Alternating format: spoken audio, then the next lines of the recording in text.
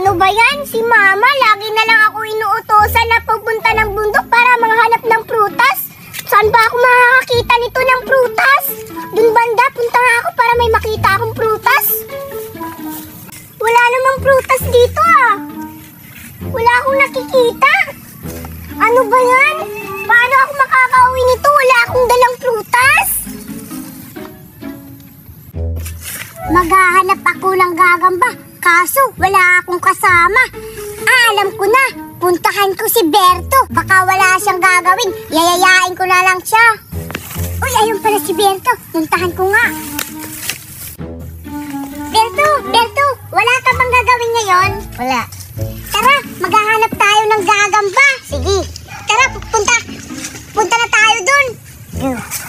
Sana, Berto, may mahanap tayo ng gagamba ngayon, no? Para may paaway tayo. Sige.